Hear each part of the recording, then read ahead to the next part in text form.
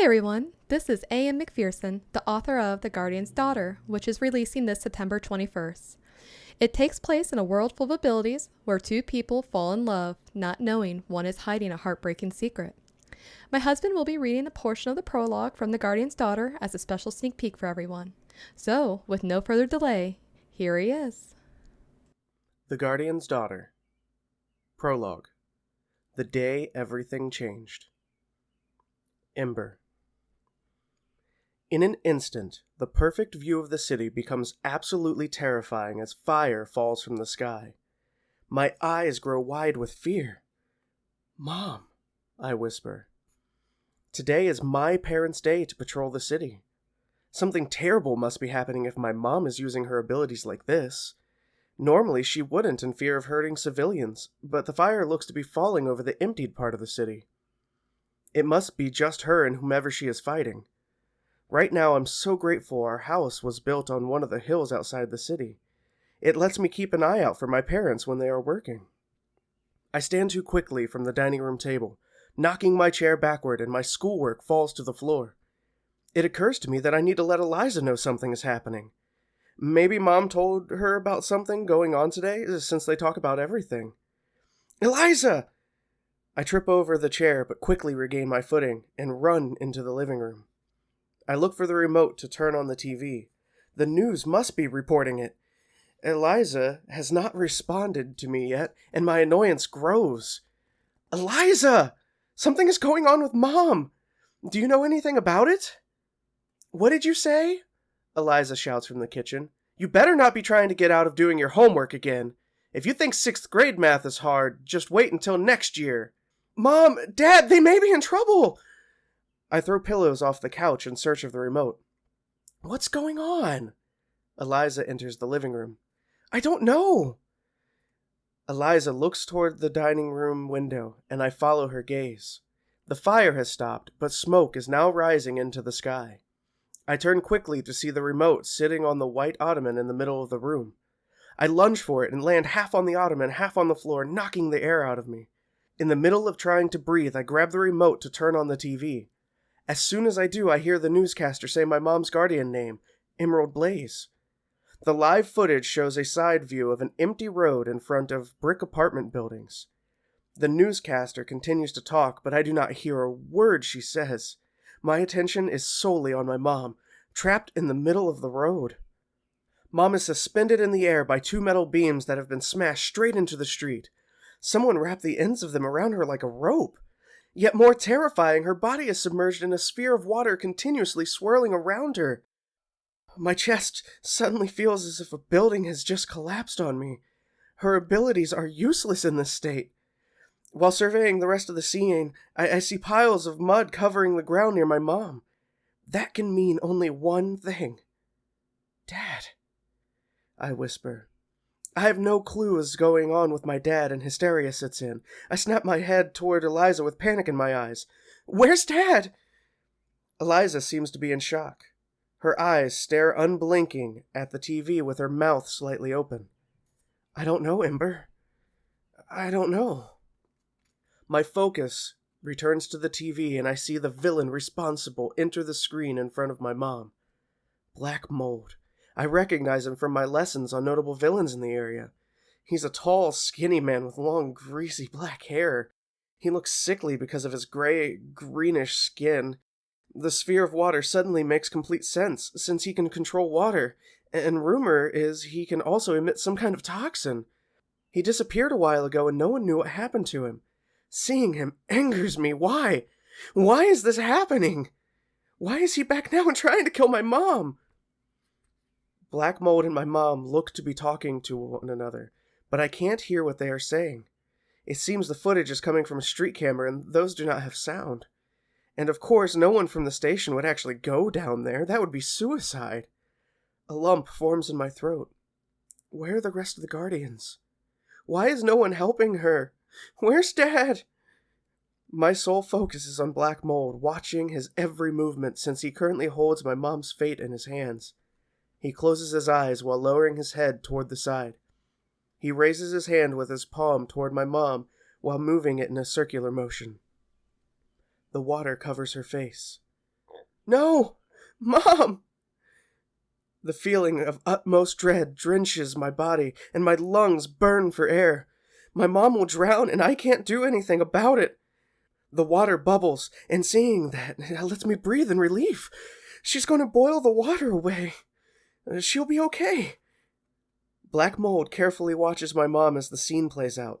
His mouth is set in a straight line, and his eyes are scrunched as though lost in thought. He reaches to the side with his right hand like he's going to grab something, but closes it into a fist and swings it forward. A massive stream of water erupts from a nearby storm drain, rushing into the sphere. My stomach turns sour. He's going to ensure her demise. Utter hopelessness seeps into every corner of my body as I sway and face Eliza. We have to do something! I turn to run for the door. She grabs my arm to stop me. Tears streak her face. Honey, there's nothing we can do. We would never get there in time. No! You're wrong, Eliza! I try to pull my arm from her. You're wrong! Eliza holds on to me while I struggle. My strength soon fails and I drop to the floor. Eliza falls with me. Both of us watch the TV in horror as my mom fights against her restraints. Her red hair thrashes wildly around her as she struggles. Each second passes slowly, and as my mom's movements lessen, the boiling does as well. I'm watching my mom die, and I can't do anything about it. Then, just like that, the boiling stops. I don't want to watch, but I can't move. Her movements become jerky, almost violent. She goes limp. My breath escapes me as I hyperventilate. Darkness threatens my view and my head spins. I blink like crazy to focus on anything. Eliza says something to me, but I can't respond. I look at the TV. My sight is blurry, but I can still manage to decipher my lifeless mom. I let the darkness take me. Aiden. I sneak the remote from my unconscious dad. It seems the half bottle of whiskey he drank during the last couple hours finally did the trick. He shifts for a moment, the red recliner squeaking under his weight. A loud snore escapes him while a drip of drool falls from his mouth. How pathetic, I mumble. Finally, I have control over the TV. The news has been blaring all morning and I just want to watch my cartoons. Who gives a crap about the news? Since Mom got called into work this morning, that means I can have complete control now. The anchor on the TV looks troubled while staring at me through the screen. Trouble downtown while two... I change the channel. Don't care. I sit on the floor too close to the TV since my mom isn't here to yell at me. I guess Dad's drinking isn't such a bad thing sometimes. A commercial for a car wax plays. Great, I say with a groan. This would be my luck. The moment I finally get to watch what I want, I get stuck watching 10 minutes of more nonsense. From nowhere, I hear some shuffling noises and eye the hallway. My mom appears, smiling, until she notices my dad. Her smile vanishes and she puts her hands on her hips, staring back at me. Seriously? You guys have done nothing all morning. I asked for one thing from you, Aiden, to clean up the kitchen, and you couldn't even do that? My show comes on and I give it my attention. Mom, I just want to watch TV, so leave me alone. What did you just say to me? My mother's tone causes goosebumps to travel down my back. I slowly look back at her to see her levitating about a foot off the floor. One of her eyes twitches, and her face matches the red recliner. No way I'm sticking around to find out what will happen next. I sprint off the floor, grab my shoes, and run toward the back door through the kitchen, the closest door for my escape. Aiden! Young man! Get back here right now! No way. I open the door and take off, not wasting time to close it behind me. The other condos flash by me as I run to the business district. I dart between people on the crowded sidewalks, not caring where I'm going. I only stop running once I get away from the crowds, putting quite a few blocks between me and my house. It's hard to control my breathing. I'm terrified my mom will show up at any second, plucking me off the ground any moment like a bird of prey needing their dinner. I nervously look skyward but see no sign of her, only the sky and clouds staring back at me. She probably decided to go off on Dad instead. This is not how I wanted to start my weekend. In my rush to flee, I went the opposite direction of the arcade where my friends would be hanging out on a Saturday. This part of the business district feels like a ghost town. Some windows are broken out of the buildings, weeds pop from almost every sidewalk crack. As I feel a bit uneasy being here, I remember why this area is like this. The city bought most of these buildings to demolish for a new arena, and it's about time. The older one is not up to par anymore since famous Guardians have participated in the battles. I sigh and look left into a dark alley. A yellow diamond sign reading Dead End is posted at its entrance. Something is down there, and I squint to decipher it. A dumpster. Normally, a dumpster is nothing to get excited about, but today, this dumpster is tempting me. This dumpster would do well for target practice. My energy blast would do a good number on this hunk of metal. I shake with the anticipation of using my abilities again. It has been a while, thanks to my dad. Taking a deep breath, I force my muscles to relax some. The energy in the air pulsates. It's warm and soothing to my body. This helps calm me, and I close my eyes, inhaling another deep breath. I open my arms skyward to absorb energy. The initial surge causes me to gasp as my muscles tingle with a familiar shocking sensation, and I feel an intense prickling on my fingertips. I'm ready to destroy this dumpster. I focus on the dumpster and bring down my hands together to create a ball of energy. It looks like a cracked bluish orb with small sparks bouncing around in it. I raise my hands over my head, aim my blast at the dumpster, and forcefully throw it forward. Sparks erupt from the dumpster when my blast hits it, and it flies backwards, disappearing into the darkness. A loud crash like a wrecking ball against a building echoes in the alley. A huge smile erupts on my face. That felt so good. Crash! What was that? I snap my head to look behind me to see a car flipping through the air and crashing into a building across the street. Unsure of what to do, I freeze in place with my eyes wide open. Hey kid, you need to get out of here! I glimpse a man running at me right before he scoops me up and throws me over his shoulder. He ducks into the alley as I see what looks like a 10-foot spear fly past us. I can't see anything but blackness as the man runs further into the alley, but the ground starts to incline toward the rooftops. I feel a gust of air as the dumpster from earlier flies past us. Well, what remains of the dumpster, anyway. We emerge up and out of the alley, and when the light hits my eyes, they burn with its sudden appearance. The man stops and plops me onto what seems to be the roof of another building. I want to ask him what is happening, but he's focused on something in the alley. I follow his gaze to see a large figure running up the incline, and the sunlight bounces off his skin. Who is that? I fall back onto my hands and scuttle backward. Whoever he is, he's terrifying. The guy is huge, easily 7 feet tall. His skin is silver and shiny like metal, and all his facial features are flat. His purple hair is styled like a punk rocker mohawk. He could probably kill someone with one blow. Something flies by my ear, causing me to flinch. The metal giant has daggers between his fingers and is aiming them at the man I'm with. The daggers fly as if the giant has a never-ending supply.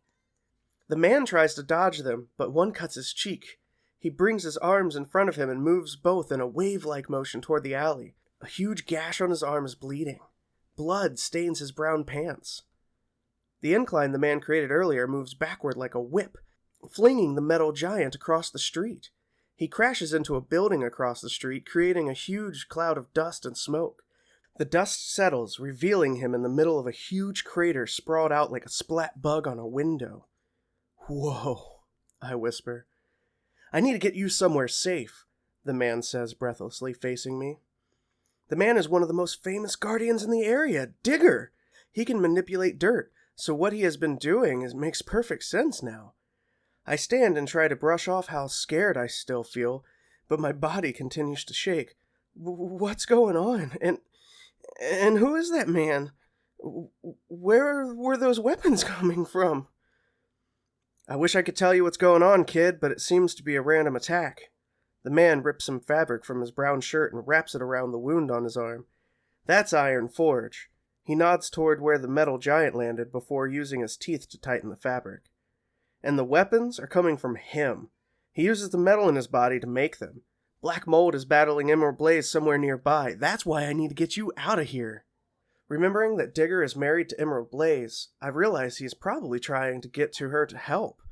It's time for me to put on a brave face and convince him I'm fine so he can go. I try to stand a little straighter, but my teeth rattle. I'm okay. You can leave me here, and I'll head home as fast as I can. No, kid. I'm sure Iron Forge will be on his feet here in a minute. I'll get you somewhere safe, he replies with strong authority in his voice. Something catches my eye a few blocks away. Fire falls from the sky like the apocalypse has begun, but it has to be Emerald Blaze doing that. I know she can create fire. From the corner of my eye, I see Digger looking in the same direction. Crap, he mutters. We need to go. Before we leave, I check to see if Iron Forge is still unconscious and see an empty crater where he crashed into the building. I feel nauseated. Digger! Iron Forge is gone! Digger quickly looks for himself. Damn it! Wham! A sound like someone hit the street with a battering ram echoes around us. The fire stops falling and smoke rises over the rooftops. Emerald Blaze may be in trouble. Digger freezes, realizing the same thing I just did. Kid, get somewhere safe and away from this area. You should be fine if you don't head toward the smoke. Go in the opposite direction. I'm sorry, but I need to help Emerald Blaze, and you'll be in more danger there, since Iron Forge must have gone that way. He jumps into the alley, disappearing into the black pit.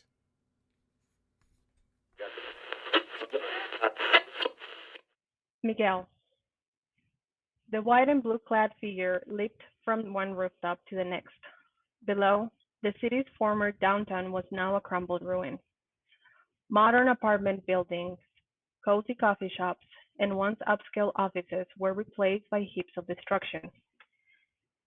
In the middle of the gray and dusty scene stood a 9-foot-tall creature garbed in yellow and black armor.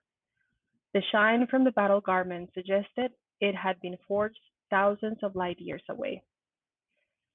To identify the wearer as the captain of the fleet of ships responsible for the attacks that almost wiped the city of Mount Lycan from existence. Setslin. The figure in blue jumped down to meet his nemesis. Your path of destruction and terror ends here. The creature turned its head, an intrigued look peering through its elaborate helmet. Well, if it isn't Earth's last defender, I was sure you had gone down with the others.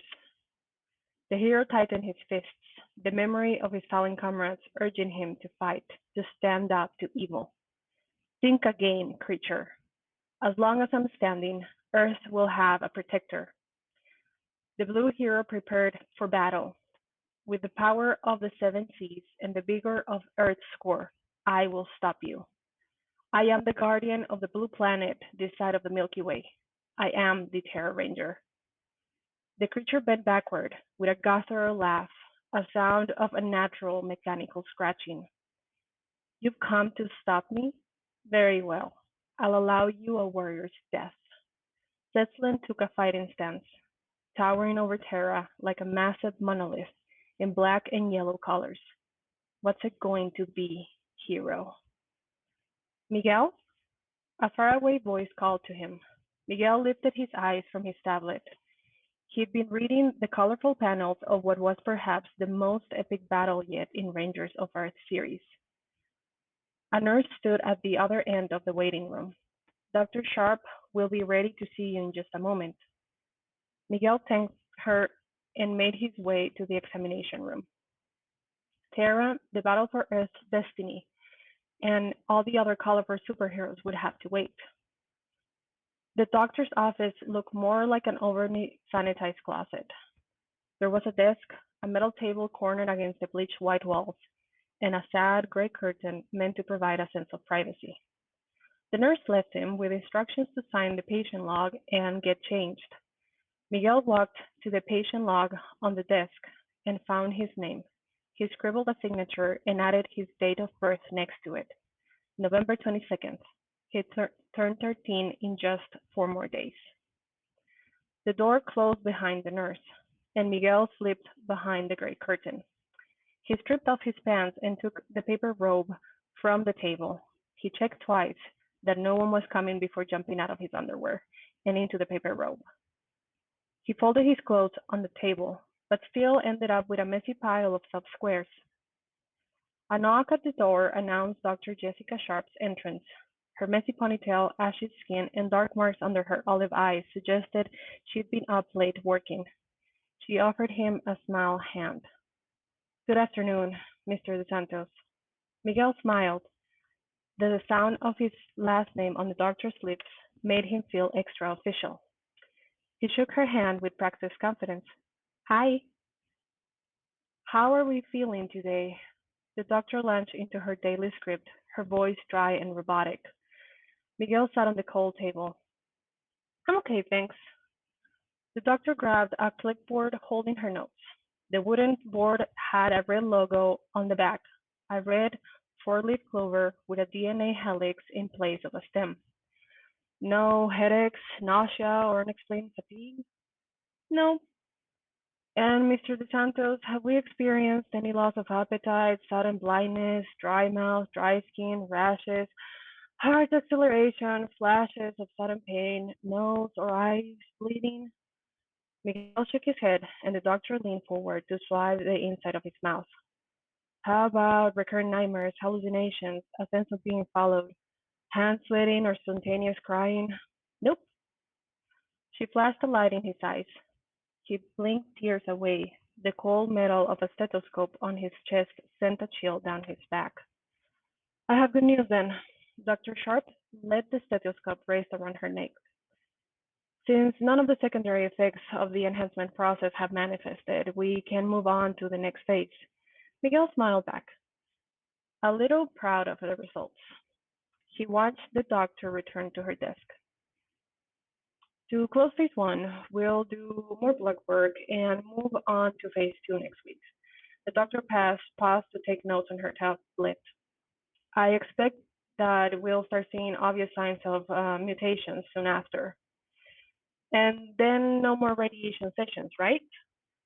The words slipped out before he could catch them. He wished he'd kept both the question and the added tone of hopefulness to himself. Dr. Sharp lifted her eyes and took off her glasses with her free hand. I'm afraid not. The sessions will continue as they are right now. We're just adding extra blood work and closer monitoring. The answer left him with a pit in his stomach. It was a shock to him to realize just how much he'd hoped for the radiation sessions to be over.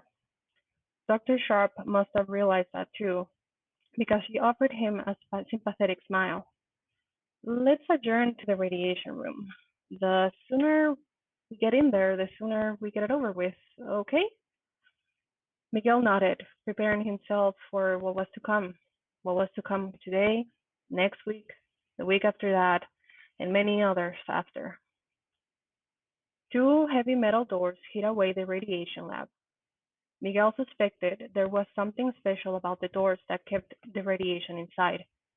He followed the enhancements team through the first door and into the prep area. Medical and engineering staff got into their hazmat suits, while Miguel stepped into the decontaminating shower. Warm steam whispered over his skin, washing bacteria away.